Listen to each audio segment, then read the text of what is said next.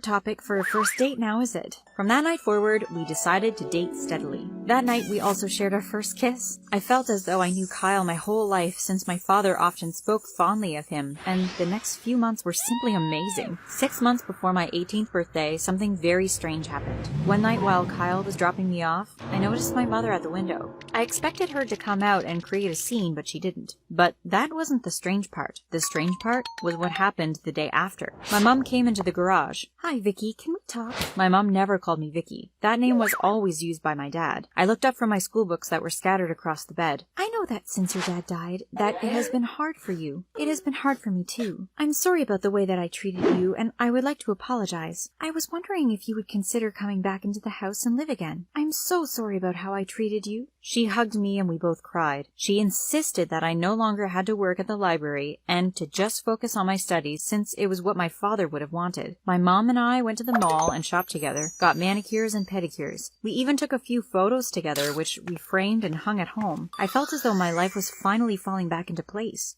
We spoke about Kyle, and my mom invited him over for Sunday dinner one evening. She apologized for how she treated him the first night. The next few months, Kyle would spend the weekends with us, then head back home Sunday evening. What more could a girl want? My mother was finally treating me as I always hoped, and I had a great boyfriend who adored me. 2 weeks before my 18th birthday, I was sick. A lot. I didn't mention it to my mother or Kyle. The day before my 18th birthday, I took a pregnancy test, and guess what? It was positive. I was ecstatic. It wasn't as though I wouldn't be able to take care of the baby. After all, I was a millionaire, and I was sure that Kyle would be just as excited as I was. Finally, my 18th birthday had arrived. I had a meeting with the lawyer, and then I had to meet with Kyle. I wanted to get a checkup by the doctor before mentioning the pregnancy to Kyle. During the meeting with the lawyer, I was asked to sign some papers as he handed over the accounts to me. "Don't spend it all in one place." He smiled as I handed him back the signed papers. "I won't," I chuckled. As soon as I left the lawyer's office, I decided to take a trip to the doctor's office.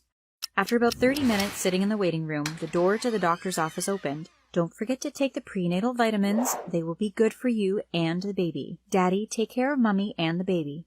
My jaw dropped and my heart sank, and I looked up and saw my mother and Kyle had just stepped out of the doctor's office. I quickly pulled a magazine that I was reading in front of my face and sat quietly in the corner of the crowded office. I bit my lips as I tried to hold back the tears. I peeked from behind the magazine and watched in horror as my mother and my boyfriend left hand in hand. I was heartbroken. My mother and my boyfriend? I left the doctor's office soon after and sat in the car, still not believing what I just saw. If you were in my shoes, what would you do? Should I confront them, or should I just take my $5 million and disappear? Please comment your answers down below.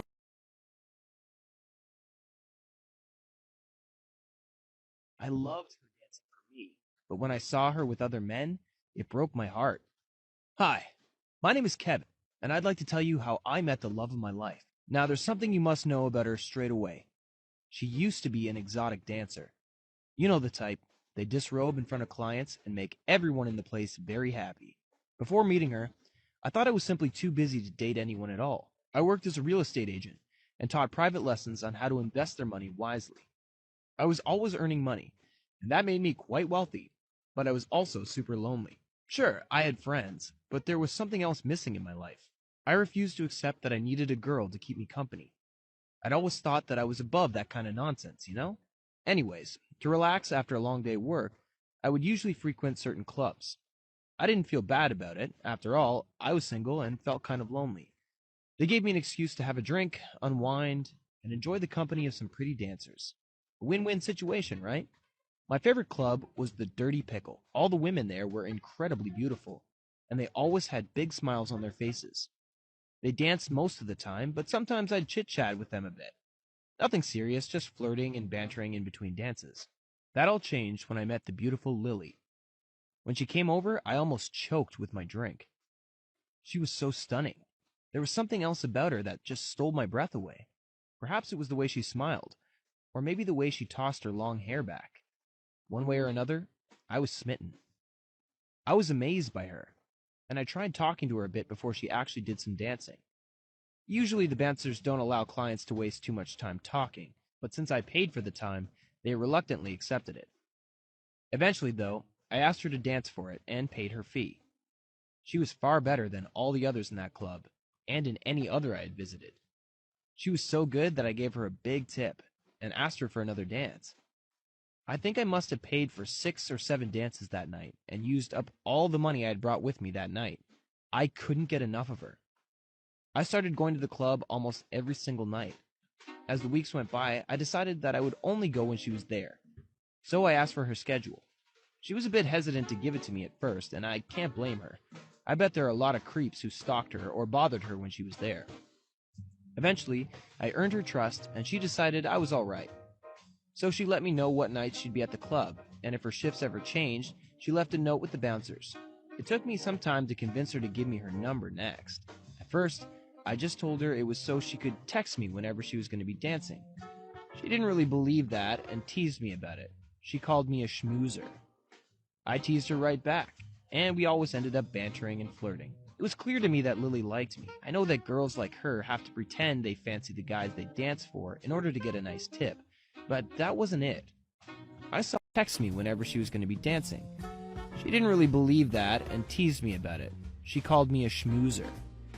I teased her right back, and we always ended up bantering and flirting. It was clear to me that Lily liked me. I know that girls like her have to pretend they fancy the guys they dance for in order to get a nice tip, but that wasn't it. I saw the way she behaved around other guys, and it was nothing like how she smiled when I was around. We had something special, but I understood it wasn't easy for her to admit she had feelings for me. After all, dating while being an exotic dancer wasn't easy. She could get in trouble if I got jealous. It could be a real mess. Anyways, it took me some time and a lot of text, but eventually she agreed to go out on a date with me after her shift. I paid for dances all night long while I waited for her to be ready to leave. She made some great tips for me that night, I can tell you that much. The date was amazing, the best I've had in years. I began to realize that I might, after all, need some company in my life. Maybe it wasn't so bad to actually have feelings for a beautiful young woman. She tried to pretend that she wasn't into me at first, but when I asked her on a second date, she said yes immediately. We went just about everywhere together from that night on. I would wait till her shift was over, and when she had a day off, she'd sometimes even come over to my house just to hang out. It felt amazing to spend my time with someone I had deep feelings for. I looked forward to getting off work. Even though I kept making a really good living, it was like I could have the best of both worlds, without needing to sacrifice either my professional nor love lives. Lily was so much fun to have around, and she was an amazing kisser. We didn't rush into showing our love for each other physically. I wanted it to be special, and when it finally happened, it really was. After a few weeks of dating this amazing girl, I finally told my friends about her. They weren't really supportive, if I have to be perfectly honest. No matter who I spoke to, they always said the same. My friends and family warned me that I was going to get my heart broken. Some thought she was using me, and others thought I just liked her because she was hot and danced amazingly. I can't say I blame them, though. The truth of the matter is, I probably would have told them the same if the tables were reversed. It seemed strange for someone to be seriously dating an exotic dancer. And if I hadn't known Lily as well as I did, then perhaps I would have thought the same about her. But Lily was amazing. She was smart and interesting and so funny. There was so much about her to like. And when she was around me, it seemed like I was the only person that mattered to her. It made me feel special and cherished. I know it might sound silly, but having never been in love before, it was really a big change for me. Eventually, we became more serious. Everything was okay at first. She'd spend a few nights a week at my place, and we'd go to events together. For instance, when one of my cousins got married, she was my date for the party. My aunt wasn't too convinced about having her there, but Lily was perfectly lovely. She'd spend a few nights a week at my place, and we'd go to events together. For instance, when one of my cousins got married, she was my date for the party.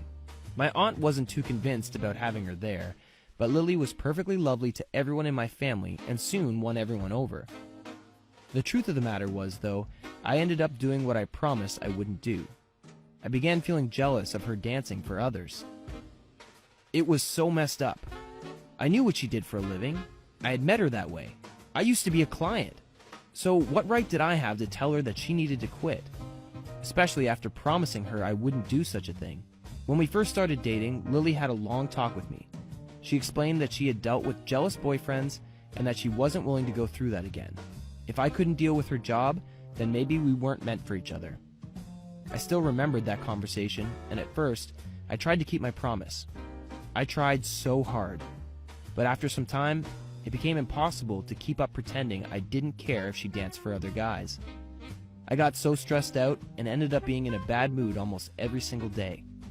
It was nasty and unfair to both of us, so I decided to be honest with her and finally let her know that I couldn't deal with her work any longer. She got super upset, but that didn't surprise me at all. After all, she had every right to be mad at me. Lily said she knew I would end up doing exactly this and that she couldn't deal with any of it again. She said that maybe it was best if we simply broke up. I tried to make things work. I really did. I suggested she could maybe get a regular job. Lily immediately refused. She told